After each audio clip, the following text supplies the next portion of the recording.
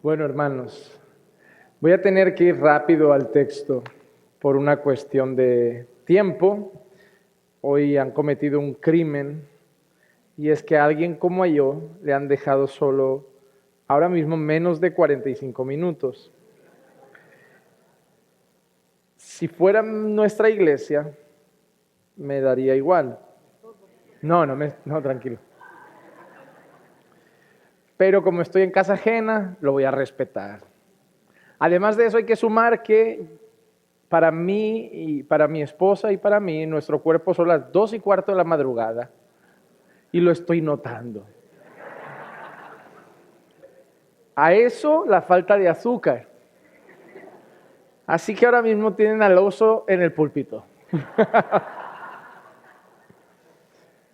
Bueno, hermanos, qué maravilla poder predicar por primera vez en una iglesia y tener la sensación de que estás en familia.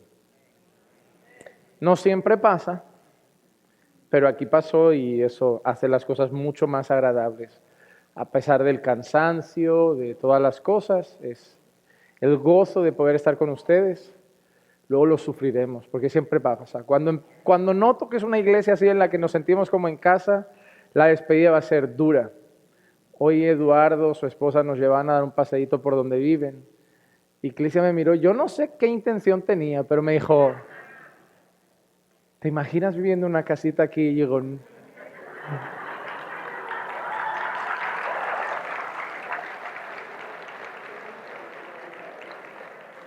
y al girarme vi que la casa de al lado de Eduardo estaba en venta. Dije, ¿for sale eso es venta? Digo, ok, hermanos, vamos a tener que caminar por otras áreas. Vamos a ir a la palabra y a ponernos serios, porque el tema que me toca para encerrar es que yo creo, igual no lo elegí bien para terminar, pero es necesario. Vamos a orar y preparar nuestro corazón. Señor, has alimentado nuestros corazones de una forma maravillosa a través de Salvador, del pastor Héctor. Gracias por hablar a nuestras vidas, Señor, por tratar asuntos tan importantes para nuestra alma y para nuestra vida delante de ti. Y a pesar de que ya es tarde, Señor, queremos pedirte que nuevamente hables a nuestros corazones.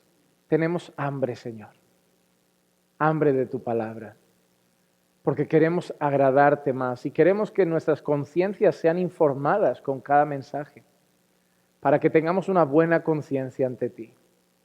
Quizá a lo largo de los mensajes nuestra conciencia nos acusó, pero eso es bueno, porque significa que por tu Santo Espíritu nos estás transformando a la imagen de Cristo. Así que usa también este mensaje para santificar a tu pueblo. Te lo pido en el nombre de Jesús. Amén. Hermanos, desde el principio el tema ha quedado más que claro. Estamos hablando de la santidad de Dios. Hemos hablado de la importancia de la santidad en el ministerio, la importancia de tener credibilidad. Hemos hablado también de la importancia de reconocer la santidad de Dios en nuestro diario vivir y de que caminamos ante un Dios santo y de que debemos tratarlo como es, como santo debe ser tratado. Hemos visto también la importancia de llevar al punto adecuado la soberanía de Dios y la responsabilidad nuestra en nuestro crecimiento en santidad en base al tener que trabajar las disciplinas espirituales. Y finalmente Salvador ya nos dejó, como dice, knockout con la conciencia. Estaba hablando y yo me preguntaba, ¿cómo está la mía? ¿Y si está cauterizada y por eso creo que está bien y me engaño? Yo he tenido un dilema mientras él hablaba, pero creo que todo el Señor lo está usando para llevarnos a una vida vivida en santidad. Pero vamos a terminar no pensando en nosotros, en cómo yo me tengo que conducir, en cómo mi conciencia se debe conducir, en cómo mi ministerio se debe conducir, sino que como pueblo de Dios vamos a pensar en el contexto de la iglesia. Porque no podemos dejar a veces que algo que está haciendo tanto daño en este tiempo lo siga haciendo, y es el individualismo. Cada vez somos más individualistas. En Barcelona, y yo no sé aquí, es común ahora ver jóvenes en una plaza, pero cada uno con un teléfono. Y en nuestro tiempo estábamos jugando a la pelota, tirándonos piedras, pero jugando, ¿no? De alguna manera más o menos adecuada o peligrosa. Pero ahora también ves a parejas, vas a un restaurante y ves a un matrimonio que han salido para celebrar su aniversario, un bonito restaurante, pero están mirando el teléfono. En la iglesia está pasando lo mismo. Hay gente que viene al culto, da su culto y se va a su casa. Y cada vez la iglesia se vuelve un lugar donde asisto, pero no una familia a la que pertenezco. Yo cuido de lo mío y que cada uno cuide de su vida. Incluso algunos reivindican eso, que nadie se meta en mi vida. Fui a un taller para pastores y un pastor daba el testimonio de un hermano que entró en membresía en su iglesia. Y cuando entró en membresía lo invitaron a cenar en familia, juntaron varias familias y él muy humildemente se levantó en la cena y dijo: quiero decir, hermanos, que ahora que soy miembro de la iglesia, les doy libertad para que si lo ven oportuno, corríjanme si algo no ven bien. Y un miembro de la iglesia se levantó y dijo: tranquilo, no necesitamos tu permiso, lo haremos. Porque esa es nuestra responsabilidad. Cuidar la santidad no solo nuestra, y no solo de nuestra casa en caso de los hombres, las mamás, sino de nuestra iglesia. Nosotros queremos que nuestra iglesia ande en santidad, y si yo soy miembro de la iglesia, soy responsable. Y entonces, ¿cómo trataremos el pecado en la iglesia? ¿Cómo enfrentamos el pecado en nuestra congregación, incluso cuando no es nuestro? Y ese es el tema que vamos a tratar hoy. En 1 Corintios capítulo 5, versículos 12 y 13, el apóstol Pablo dice: pues, ¿por qué he de juzgar yo a los de afuera? ¿No juzgáis vosotros a los que están dentro de la iglesia? Pero Dios juzga a los que están afuera. Expulsad de entre vosotros al malvado. Esa es una conclusión a la que llega Pablo detrás de unas cosas que vamos a ver ahora. Pero mira qué interesante. ¿No juzgáis vosotros a los que están dentro de la iglesia? Qué curioso, porque parece muy contradictorio a una frase que impera entre creyentes. Nadie puede juzgar. No juzguéis para no ser juzgados. El que esté libre de pecado, que tire la primera piedra. Mira primero la viga de tu ojo antes de quitar la paja del ojo ajeno. Qué bien nos vienen esos versículos para decirle a la gente: déjame pecar tranquilo y métete en lo tuyo. Porque es lo que significan cuando los decimos nosotros. No es lo que significa en el texto. En el texto no dice: no vengas a quitar la paja de mi ojo. Simplemente sé humilde para también examinarte tú al hacerlo. Hermano amado, la Biblia no solo nos da permiso a juzgar el pecado ajeno en la iglesia, sino que lo demanda. No solo podemos hacerlo, tenemos la responsabilidad. Ojo, la Biblia también nos llama a examinar el corazón, que hay gente que digo esto y ya se está como la hermanita de turno ¡epa! Yo quería escuchar este mensaje, el domingo hay culto y tengo tantas cosas que decir. Si alguno es sorprendido en alguna falta, vosotros que sois espirituales, restauradlo con un espíritu de mansedumbre, mirándote a ti primero, no sea que tú también seas tentado. Ve, pero con el corazón adecuado. Porque la finalidad es la restauración, no el desquitarte con la persona, no el humillar a la persona, no el maltratar a la persona, es la restauración. Queremos la santidad de la iglesia, no que se vacíe. Queremos crecer a la imagen de Cristo. No queremos simplemente lastimarnos unos a otros. Pero corregir el pecado es cosa nuestra. ¿No juzgáis vosotros a los que están dentro de la iglesia? Dios juzga a los de fuera. Y qué interesante. Aquí a veces no lo hacemos. Si fuera, vamos a decirle a la gente cómo deben vivir. Debes dejar ese pecado. Y es interesante porque yo encuentro personas que le dicen al mundano cómo debe vivir, como si fuera cristiano. Debes casarte ya y debes hacer esto. Y digo, se va al infierno casado, muy bien, o se va al infierno heterosexual, pero sin Cristo lo único que tendrá es una conducta más moral.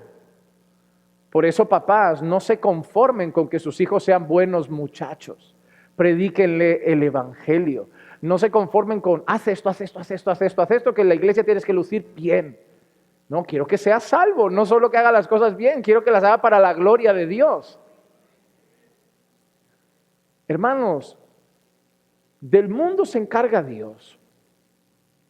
Y de aquí Dios también, pero nos ha hecho responsables porque nos ha dado su palabra. Y tenemos la responsabilidad de juzgar a los de dentro. Y Pablo lleva el juicio de este caso a un nivel tan alto que dice, echadlo. Uy, palabras mayores, echadlo. Y se expresa así, expulsad de entre vosotros al malvado, que era un hermano, porque en la siguiente carta vuelve arrepentido y Pablo les dice, no le pongáis más carga de la que ya tuvo en su momento. Hermano, ¿qué pasó para que Pablo dijese esto? En primer lugar, en escena aparece un pecado que Pablo dice que ni siquiera los mundanos deberían haber hecho tal cosa. En 1 Corintios 5:1 dice, en efecto se oye que entre vosotros hay inmoralidad. Hermano, hay de todo tipo de pecado en las iglesias, pero cuando uno lee esa palabra ve que hay cosas que no cambian. Si yo hablase con la mayoría de varones y en los años de ministerio pastoral que llevo, pocos me han confesado asesinatos. Pocos me han confesado adicciones a drogas, pero muchos me han confesado problemas con la inmoralidad. Jóvenes, jovencitas, adultos, varones, hombres casados, pornografía, conductas inadecuadas, relaciones inadecuadas. La inmoralidad es grave, hermanos. No es nuevo eso. Y no podemos fingir que no pasa. Por eso muchas veces hay personas que son muy afectuosas, a veces por cultura, ¿no? Y en nuestra iglesia a veces llegan y los hermanos entre el sexo opuesto dan rápido la mano. No, pero ¿por qué? Si en España se dan besos. Digo, vamos a tener cuidado. Porque a veces el exceso de confianza y cercanía. Me gustó que Salvador recordara algo que Pablo le dijo a Timoteo. Mírala con ojos como si fuera tu hermana, con pureza. No la hermanita de la iglesia, tu hermana, con pureza.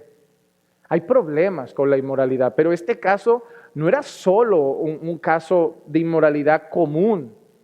Dice, una inmoralidad tal como no existe ni siquiera entre los gentiles. Dice, estos casos uno no los encuentra ni entre los mundanos.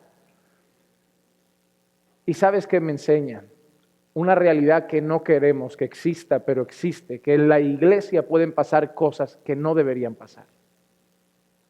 Por ejemplo, en la iglesia nadie debería estar divorciado, pero hay divorcios. Pero no debería ser así, eso no es de Dios. El divorcio no es de Dios. Dios ama la familia. Y lo dice claramente, o sea, pueden buscar, pero tal motivo, da igual. Hay un versículo muy sencillo, yo soy Dios y aborrezco el divorcio. Ya está. Esa es una realidad, pero el pecado ha traído divorcios a nuestras iglesias locales. Casos de inmoralidad graves, cosas que nos han escandalizado. Puede pasar. Puede pasar que encontremos a un hermano llegar a cometer una atrocidad. Y duele porque dices, esto fuera, uno lo imaginaba, pero nunca en la iglesia. Cuidado con idealizar la iglesia, porque algunos parece que quieren la iglesia aquí, que solo tendremos en la gloria. Pero es que, hermanos, estamos en un proceso de santificación. Y muchas veces los creyentes cauterizamos nuestra conciencia y llegamos a un punto de insensibilidad que vemos a un hermano hacer algo que no nos entra en la cabeza. ¿Cómo llegó hasta allá? Pero puede pasar, porque pasó en esta iglesia. Dice, una inmoralidad tal como no existe ni siquiera entre los gentiles, al extremo de que alguno tiene la mujer de su padre. Un hombre había tenido relaciones con la esposa de su padre. Entiendo, no es su madre, pero es una relación familiar. Esto es grave. Y entonces ese caso en la iglesia no pasó desapercibido, la gente lo sabía, porque en la iglesia lo sabemos todo. No lo decimos, pero todo se sabe. Todo se sabe. Y eso es un problema. Hay gente que dice, pastor, pero es que en la iglesia uno, al final todos los hermanos se enteran. Digo, en la tuya, en la mía, vea la que quieras. Vea la que quieras. Todo se acaba sabiendo. Todo se acaba conociendo tarde o temprano. Y este pecado se conocía. Ahora, ¿qué actitud tomó la gente? ¿Se escandalizó? ¿Corrigió al hermano? ¿Lo puso en disciplina? No, ahí entra el problema.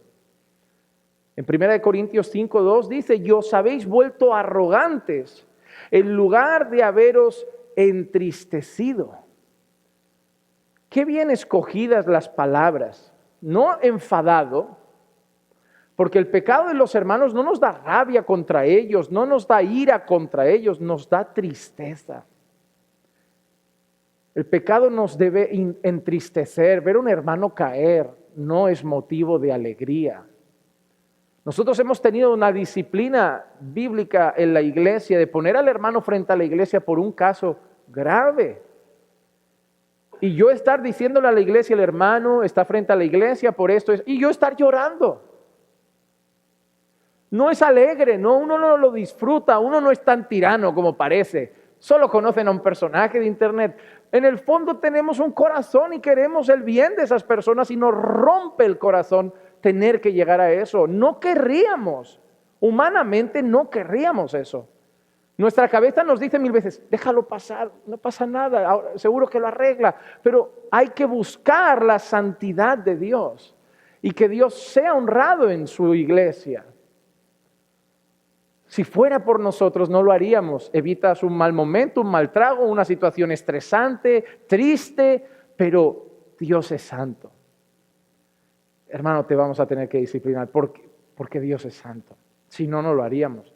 Es que esa es la esencia de todas las cosas.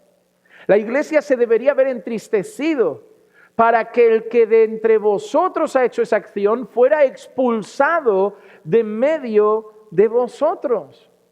Sí, hermano, hay expulsión en la iglesia.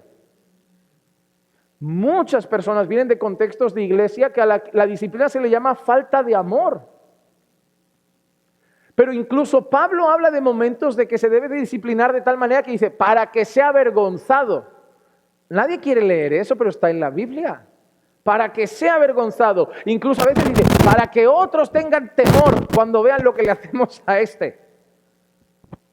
Porque pasa, cuando eres nuevo en una iglesia, no entiendes esto de la disciplina y de golpe ves una pública, dices, voy a andar con ojo por aquí que voy a acabar delante del paredón yo también. Porque somos así. Cuando un padre está corrigiendo severamente a un hijo, el otro hermano dice, hijo, haz la cama. Claro que sí, papá, ya voy a hacer la cama, prepararla, te traigo las zapatillas. He visto lo que le has hecho a mi hermano, yo no voy a pasar por ahí. Somos así. Mueve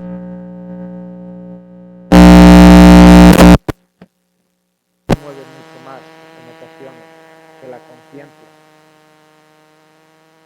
Hermanos, debían haberse puesto tristes por el pecado y debían haber expulsado al que cometió tal cosa, pero no lo hicieron. Y a veces llamamos a esta actitud una actitud de gracia.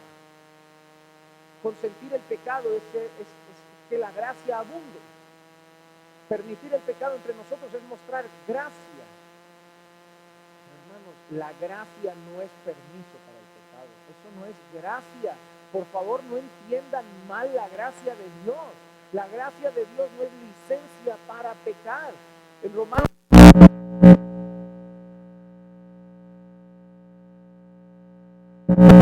un modo, nosotros que hemos muerto al pecado, ¿cómo viviremos aún en él? Es impensable que alguien que está en la gracia viva en pecado. No es lo mismo caer en pecado que vivir en pecado.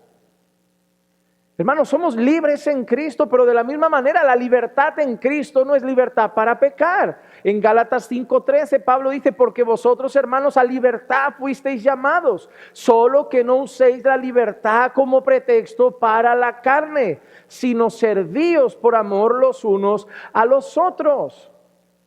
Dos palabras que han hecho mucho daño a la iglesia: gracia y libertad.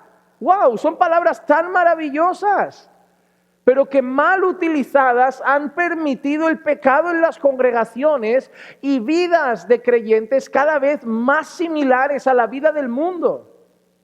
Hubo un tiempo, y los que tienen más años que yo, la mayoría, hubo un tiempo que saben, bueno, una hermana le dijo al pastor de la iglesia, dijo, mi pastor podía ser mi hijo. Digo, yo le gano, en mi iglesia podían ser mis abuelos. Algunos. Hermanos, pero muchos lloran al ver lo que está pasando en la iglesia. Antes se distinguía un creyente. Y les voy a decir algo, y que Dios me perdone. Hablamos del contexto carismático porque son muy legalistas, pero la nueva reforma se ha vuelto muy libertina. Tenemos las mejores enseñanzas. Te cito a Spurgeon, a Jonathan Edwards, y de memoria te doy citas de libros. Te hablo de las doctrinas, te enfrento a cualquier pastor carismático de cualquier denominación para un debate teológico. Pero ese hombre ora y yo no. Ese hombre es humilde y yo no. Para nosotros todo se puede. No hay un versículo que lo prohíba. Esto no pasa nada, esto no pasa nada, esto no pasa nada. Ellos son legalistas, no pueden nada. Cuidado, que muchos no te van a decir, la Biblia dice que es pecado, te van a decir, no es prudente, no conviene. Somos demasiado débiles para ir saboreando las cosas un poquito. Somos demasiado débiles para acercarnos al precipicio. Y ese no pasa nada ha ido del legalismo a la otra punta, y ese es el tema de mañana, al libertinaje. ¿Y cuál es la excusa? Yo no soy un legalista, yo estoy en la gracia de Dios. Cuidado, la gracia de Dios no es para vivir pecando. La gracia que salva es una gracia que santifica. La gracia que salva es una gracia que liberta del poder del pecado. La gracia que salva es una gracia que transforma. La gracia no te tiene que decir no hagas esto. La gracia cambia de tal manera tu naturaleza y tu corazón que no quieres hacerlo. Oye, pero eso puedes, pero no quiero. No lo necesito. No me llama la atención. La libertad en Cristo es una libertad no para la carne, sino para la santificación, para el servicio, para el amor. Cuidado con utilizar dos maravillosas palabras como gracia y libertad y torcerlas para traer libertinaje a la congregación. Dios es santo. Y una iglesia llena de gracia y de libertad es la iglesia que va a vivir más en santidad. Porque la gracia y la libertad se traducen en una santidad disfrutada. No vivida como un yugo, sino vivida como un deleite. Tú dale a un niño no creyente, lee la Biblia. Hay padres cristianos que lo ponen hasta como castigo. Te portaste mal, obligatorio, léete el Pentateuco y no salgas de tu habitación hasta que te lo acabe. Papás, por favor, no castiguen a sus hijos con cosas como la Biblia. Su mente lo va a relacionar como algo relacionado con un castigo. Pero para el joven que traen a la iglesia, se aburre en el sermón, se bosteza cuando hacen devocionales en casa. Pero ¿qué pasa cuando llega la gracia, la salvación? En tu ley está mi delicia. La santidad eran normas, ahora deleite. Las cosas de Dios medio aburridas, ahora deleite. Donde hay gracia, La santidad es un anhelo, no una obligación impuesta, es el anhelo de nuestro corazón. Y la celebramos cuando la vamos alcanzando cada vez más. Celebramos el tener menos tentaciones que antes están corriendo detrás de nosotros. Celebramos la victoria sobre el pecado que el Espíritu Santo trae. Porque la santidad la anhelamos y la disfrutamos por la gracia de Dios. Y eso debe tener un creyente, eso muy claro. Pero Pablo no es ellos. Ellos debían haber actuado de esa manera, entristeciéndose y expulsando a aquel hombre. Así que Pablo toma su rol y toma la autoridad que Dios le ha dado y trae una firme sentencia. En 1 Corintios 5:5 dice: entregad a ese tal a Satanás para la destrucción de su carne, a fin de que su espíritu sea salvo en el día del Señor Jesús. Entregad a esa persona a Satanás. Está fuerte, ¿eh? Yo hoy recuerdo la primera vez que leí las cosas de la Biblia. Para mí, soy el único creyente en mi familia, conocí al Señor a través de la que hoy es mi esposa, y yo de golpe empecé a leer este libro tan antiguo y aburrido, ¿no ves? Aburrido en aquel entonces. Hoy no sé vivir sin él, hoy lo tengo pintado de colores, pero era aburrido. Y yo cuando veo, la primera vez que leo, entregarlo a Satanás, digo, ¿esto cómo será? ¿Cómo va? Hay un acceso al infierno, te mandan directo, hay un tiempo con el diablo en persona. Claro, para un nuevo creyente la Biblia es impresionante, porque todo es literal, entregarlo a Satanás. ¿Cómo te mandan preso? Aquí hay que portarse bien, que si no ves a ese señor que en las películas sale con cuernos, rojo, ahí entre llamas. No era eso. Porque este hombre Pablo, que amaba tanto la iglesia, en 1 Timoteo 1:20 dice: entre los cuales están Himeneo y Alejandro, a quienes también he entregado a Satanás. Pablo vive entregando a la gente a Satanás. ¿Este hombre no tenía que ganar almas? Creo que le ha dado la vuelta al trabajo para que aprendan a no blasfemar. Pero ¿dónde está la gente que está en el mundo? ¿De quién son hijos? ¿Bajo el yugo de quién viven? Ellos creen que son libres, pero nadie es libre. Mira, en este mundo nadie es libre ni huérfano. O Dios es tu padre o el diablo, pero huérfano no anda ninguno. O eres siervo de Cristo o eres siervo del pecado. O tienes la luz del evangelio o la ceguera del enemigo. Pero el mundo yace bajo el poder del maligno. Entregar a Satanás es simplemente decir: mira, no hay mejor lugar para un creyente que este. Y no hay peor lugar para un creyente que fuera de este lugar. Por eso en mi mente, desde que conocí a Cristo, no voy a entender que un creyente no quiera estar en la iglesia. No lo entiendo. Yo nunca podré rogarle a la gente que vaya al culto, porque no concibo que no quieran ir. Yo es que veo absurdo tener que rogarle a un creyente: vengan a la reunión de oración, vengan al estudio. Digo, deberían morirse por estar. Si no quieren, nuestro ruego no va a servir. Porque no hay mejor lugar para un creyente. Por eso entregarlo a Satanás es ponerlo fuera. Y no hay peor lugar para un creyente.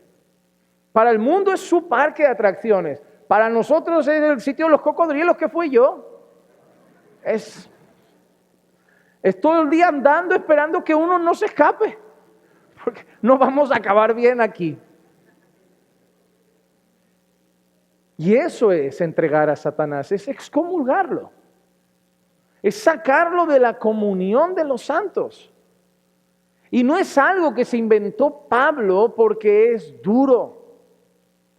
Es algo que enseñó el Señor Jesucristo. En Mateo 18, 15 al 17 dice: y si tu hermano peca, no te metas en su vida, porque cada uno hace lo que quiere. No, ve y repréndelo a solas.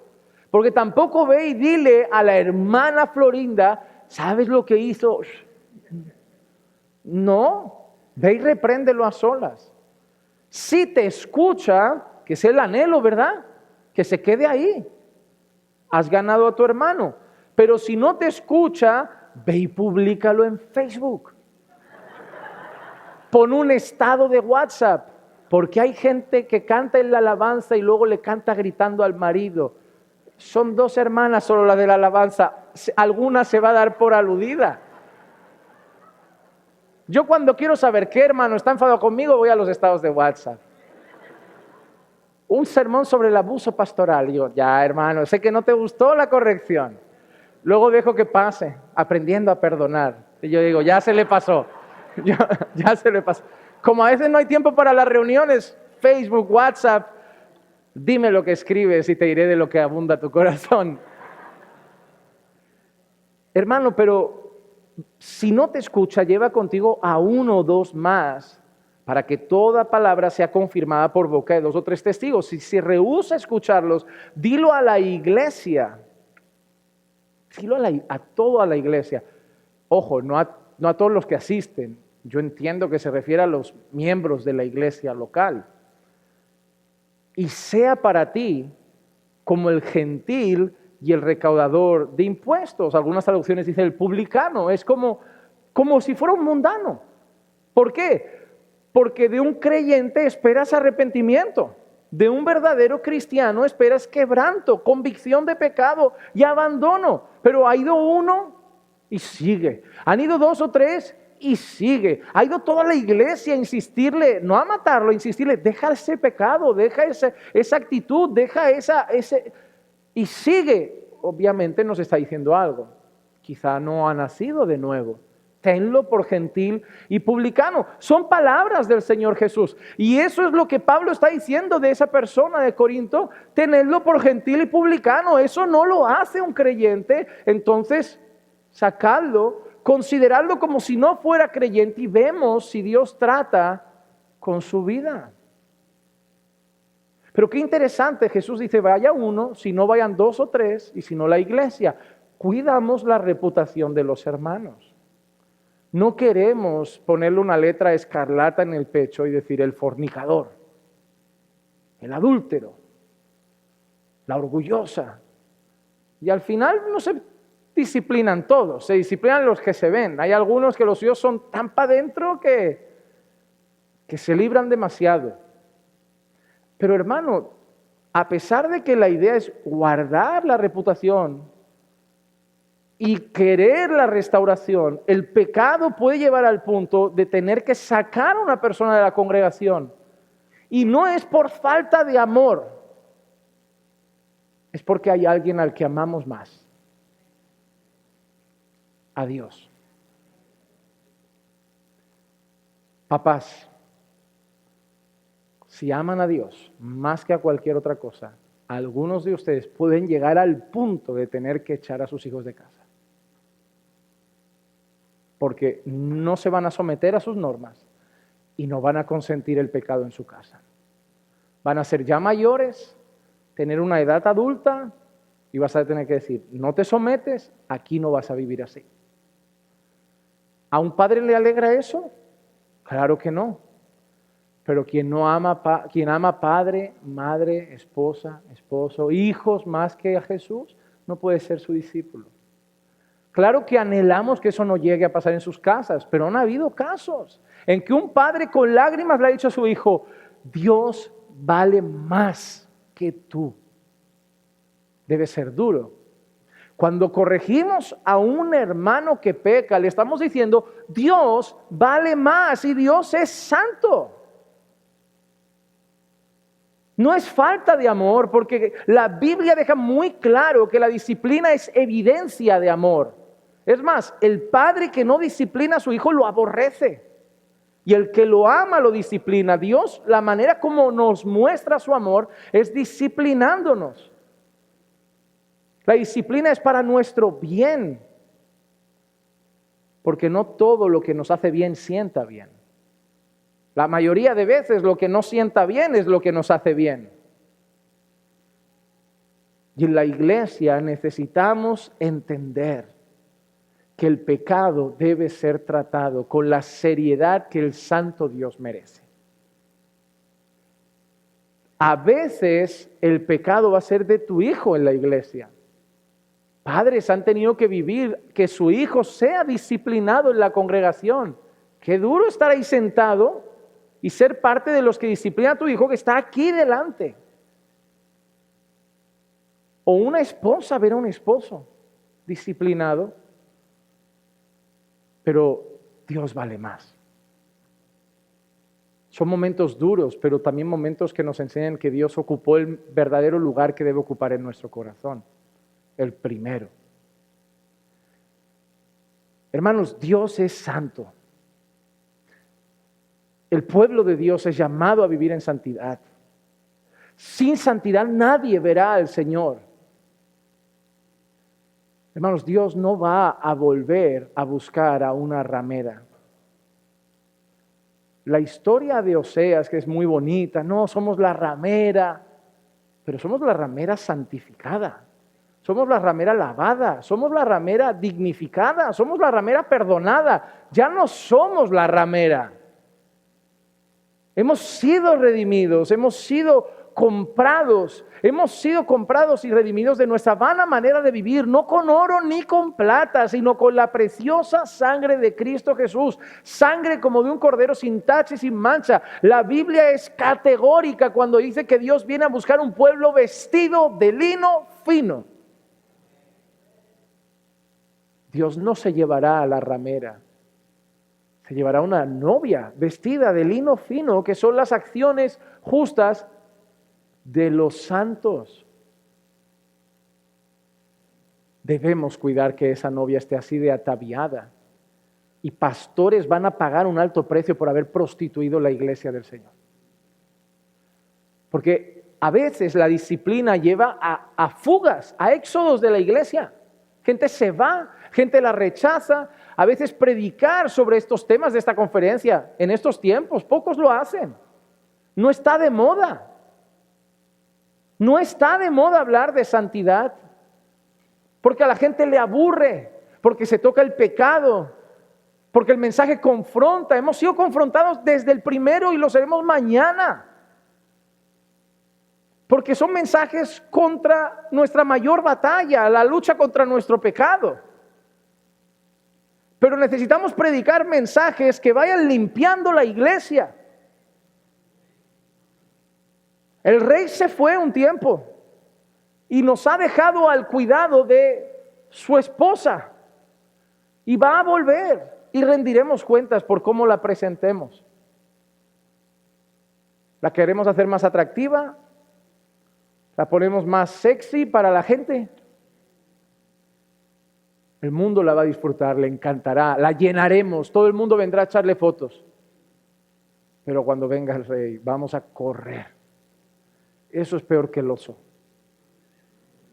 Porque del oso escapas, del rey no. Del rey no. Te podrás meter en una cueva, bajo una montaña. Él te encontrará y te juzgará. Él te dijo, la quiero santa. Manténla santa. Cuídala en santidad. Predica para que sea santa. Disciplina el pecado para que sea santa. Y yo vengo a por una santa, rendiremos cuentas por lo que has hecho. Tú no eres el Señor, yo soy el Señor, tú eres un mayordomo. Haz solo tu trabajo, no improvises, no inventes y no tengas temor de ellos. Ten temor de mí más que de ellos. El miedo que tienen los pastores a las ovejas muchas veces les lleva a no hablar. El miedo a perder personas y el anhelo de tener iglesias llenas de gente les lleva a no hablar. El miedo a no ser aplaudido, sino ser bien visto, sino ser el pastor que cae bien a todo el mundo, les lleva a no hablar. Pero ¿de qué vale que nos quiera la gente, que esto esté repleto de personas, que seamos la iglesia más famosa del condado y cuando estemos delante de Dios, Él vaya a hablar? No. Agrada a Dios, cueste lo que cueste. Haz las cosas como Dios manda en el ministerio. Mejor 50 ovejas que 500 cabras. Buen siervo y fiel, en lo poco has sido fiel, en lo mucho te pondré. Cuidado con el anhelo por los números. El que trae el crecimiento es el Señor. Hermano, mira, nosotros podemos llenar un local. Los hombres podemos llenar un local. Ponles un gran grupo de música, da igual cómo vivan, que tengan talento. Dales un concierto, como dijo el hermano, dales un concierto. Que vengan a danzar, remolinear y lo que quieran.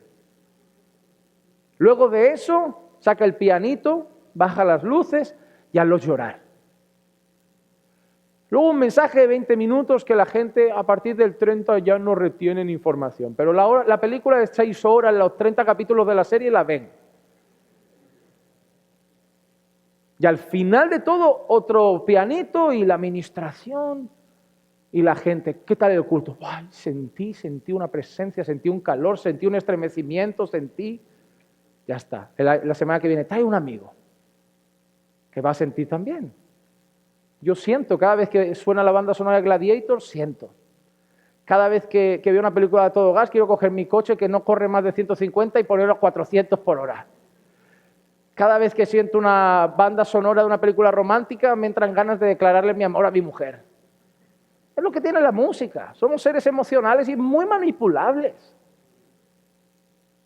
Yo he estado en el lado oscuro de esta historia. Yo he estado en una campaña cuando estábamos en otro rumbo. Y yo le he dicho a un joven, esa persona, hoy se caen. Y se caen. Es fácil. Tú quieres llegar al corazón de alguien, solo ten vista. Mujeres que están solas en la sala y tienen un anillo en la mano. Empieza a hablar de matrimonio, a ver cómo reaccionan. Y ves que cuando tocas marido, casa, empiezan... Ya está, ella no sabe que lo estás viendo todo. Al final, solo tienes que bajar un poco la voz, poner el piano, un poco las luces. Hermanos, ustedes no me conocen, pero Dios sí les conoce. Y hoy aquí hay por lo menos una mujer que tiene una carga grande por su casa. Pero yo quiero decirle, y no lo digo yo, se lo dice Dios a ella hoy. Dios está viendo tus lágrimas. Y lo que tú estás sembrando con lágrimas por tu marido lo vas a cosechar. Yo no sé quién eres, pero si estás aquí, pasa adelante. Déjame orar por ti. Hermano, estadísticamente aquí hay mujeres hoy con problemas en su casa. Es muy fácil jugar a eso. Es muy fácil las profecías generales. Hermanos, el pecado no sienta bien cuando se confronta. La santidad no es un tema atractivo. No nos emociona. Nos duele. Pero son los temas que han llevado a la iglesia cada vez más a ser más como Cristo. No somos llamados a decorar la novia del Cordero de una manera atractiva a los hombres, para llenarla de gente a cualquier costo. Somos llamados a predicar la palabra de Dios de tal manera y corregir el pecado de tal manera y tomar en serio el pecado de tal manera que cada vez nuestras congregaciones estén más ataviadas de lino fino. Debemos buscar la santidad en el pueblo de Dios.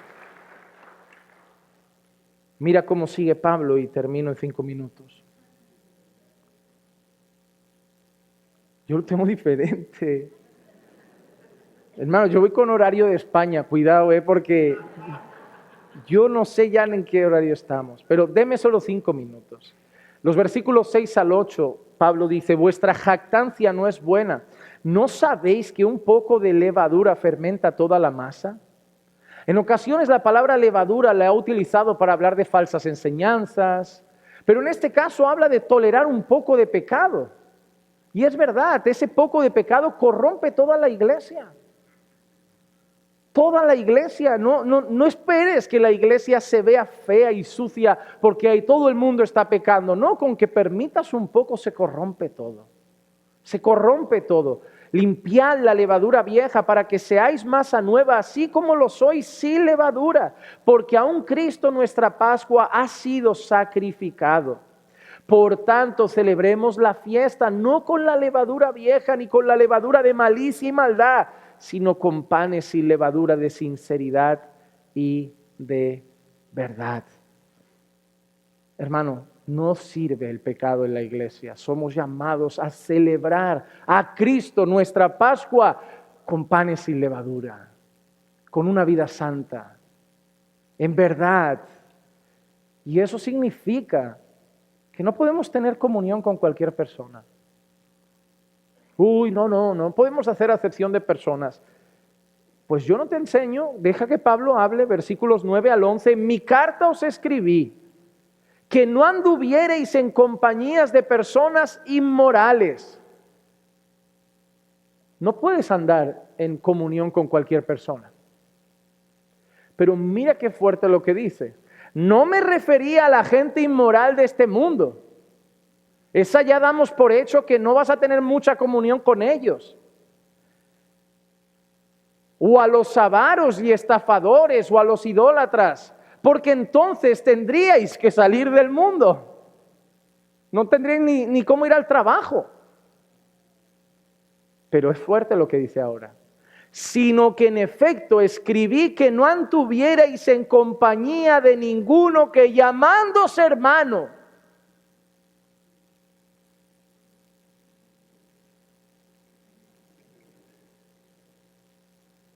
es una persona inmoral, un avaro, un idólatra, un difamador, un borracho, un estafador. Con ese ni siquiera comáis.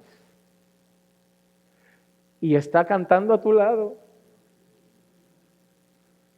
Porque en la iglesia no todos son. Que venga, que escuche el evangelio, que Dios obre en su vida, pero comunión. Tienes que tener discernimiento para saber quién es hermano. Una cosa es estar al lado de alguien y otra cosa es tener comunión con alguien. Pablo se está refiriendo a tener comunión con esas personas. Pablo lo dice en más ocasiones, 2 de Tesalonicenses 3, 14 y 15. Si alguno no obedece a nuestra enseñanza en esta carta, señalad al tal y no os asociéis con él para que se avergüence. Sin embargo, no lo tengáis por enemigo, sino a molestarle como un hermano. Tenemos que ser selectivos con nuestras compañías. Pablo también le dijo a los corintios, las malas compañías corrompen las buenas costumbres. El pecado debe tratarse con seriedad en la iglesia. El pecado debe ser corregido, el pecado debe ser disciplinado y si es necesario debe llegar a la excomulgación, a la excomunión de la persona. Y cuando elegimos con quién andar en cercanía y tener comunión debemos ser selectivos. Pero pastor, ¿y si un hermano no está bien? Ve de misión, ve a predicar, ve a compartir el evangelio, no a tener plena comunión como la que tenemos con aquellos que nos ayudan a crecer en santidad. Hermanos, no pasen por alto el pecado en la iglesia, no piensen en ustedes, piensen en Dios. Porque a veces nos miramos a nosotros y decimos, pero ¿quién soy yo para ir? Si no vas tú, ¿quién va? ¿Quién va? Por eso dice, si tu hermano peca, si lo ves tú, yo no. Como cuando me dicen, pastor, el otro día estábamos tomando un café y el hermano dijo esto. ¿Y qué hicieron? Se lo estamos contando para que hable con él. Ok, pero no le diga qué le dijimos. Digo, pues tengo que volver a hacer las cosas de antes. Hermano, el Señor me ha mostrado. Tuve un sueño. Te vi en una mesa diciendo esto. Hermano, yo no puedo mentir. Si ustedes no lo han disciplinado, que lo han visto, y no les puedo decir que fueron ustedes, ese pecado no se puede corregir. Porque yo le voy a decir, hermano, dijiste eso, ¿cómo lo sabe? Pero en la iglesia me conocen, me lo dijeron ellos. Enfádate si quieres, tratamos lo tuyo primero y luego te enfadas con ellos, también lo tratan, pero porque no se puede consentir el pecado. Entonces hay que instruir a la iglesia que ellos tienen que ser maduros para corregirse unos a otros. Si sale un tema inapropiado, hermano, córtalo. Si sale una actitud inadecuada, hermano, ve y dilo, con un espíritu de mansedumbre, con humildad, pero hazlo. Unos a otros nos tenemos que ir puliendo, hierro con hierro se aguza y nosotros nos vamos a ayudar. Somos un medio de gracia en la vida de cada quien para crecer en santidad, pero debemos tomar el pecado entonces en serio. No podemos ignorar el pecado en la iglesia. porque Dios lo odia. Hermanos, cuidado con pensar que eso pone triste a Dios, que Dios está llorando, Dios te está viendo así y llora. Dios está airado, airado, airado. Lo aborrece, le da asco, náuseas, le produce ira, te querría y no lo hace por la gracia. Así ve Dios el pecado. Entienda cómo ve el pecado en la iglesia, en su casa, en su trabajo. Así lo ve Dios. Y así lo debemos tratar, cuanto más entre los santos. Hermano, tratemos el pecado no bajo nuestra percepción humana y débil, bajo los ojos de un Dios santo que nos ha dado la comisión, la obligación, el deber de cuidar que su iglesia luzca santa, porque una iglesia santa no representa a Dios. No representa a Dios. Tenemos iglesias hoy que la gente no ve diferencia entre el mundo y ese lugar. La iglesia es un lugar diferente. Hay una canción antigua, muchos la habrán cantado. Somos el pueblo de Dios, somos un pueblo especial. Y es una realidad. Estamos en este mundo, pero no somos de este mundo. Y se tiene que notar.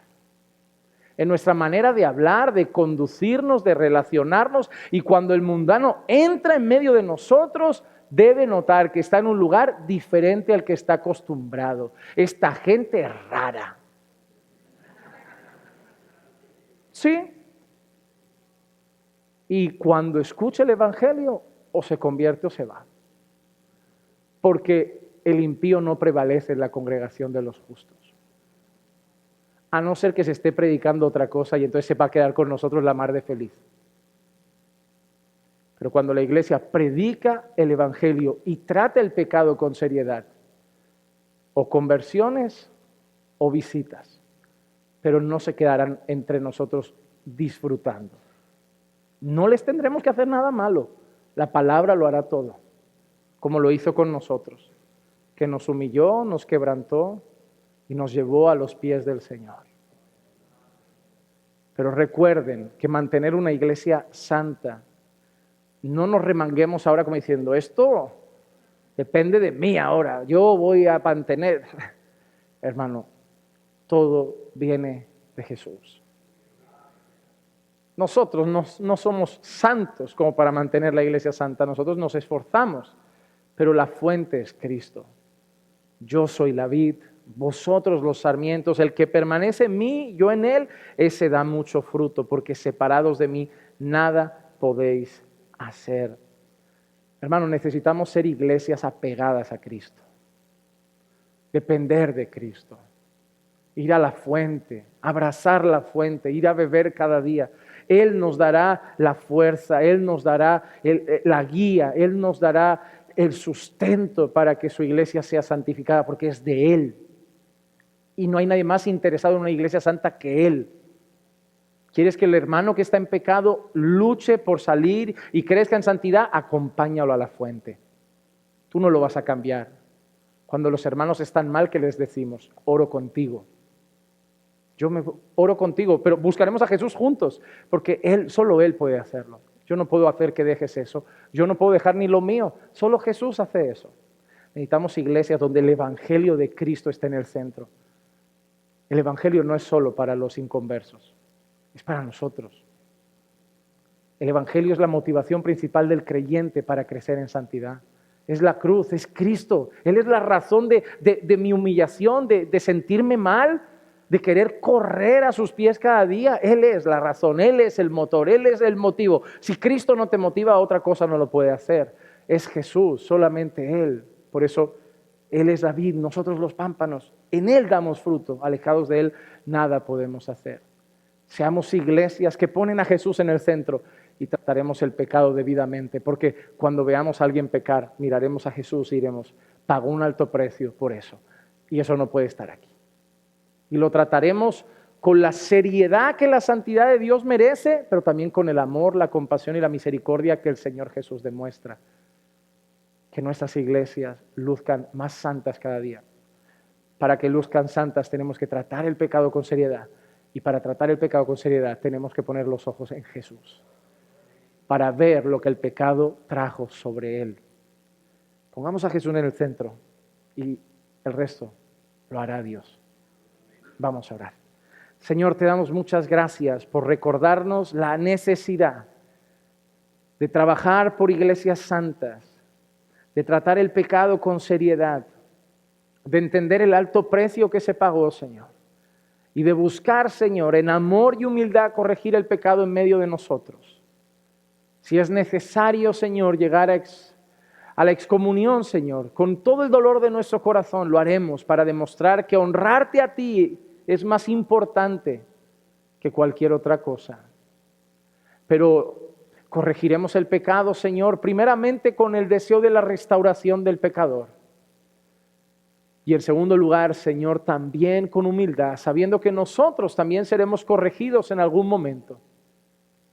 Pero juntos, unidos, ayudándonos unos a otros, buscando cada día crecer más y más en santidad. Oh Señor, que cuando vengas nos encuentres irreprensibles. No solo con una conciencia irreprensible, con una vida irreprensible.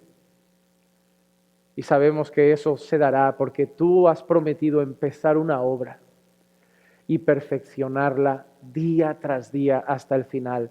Y usarás tu iglesia y la predicación de tu palabra y la disciplina para seguir perfeccionando la obra en nosotros. Dolerá, pero será porque nos amas. Porque al que amas como a un hijo, lo disciplinas. Ayúdanos, Señor, a ser una ayuda para los hermanos cuando cometan alguna falta y que también seamos ayudados cuando la cometamos nosotros. Pero sobre todo, que te demos a ti la gloria. Te lo pido en el nombre de Jesús. Amén.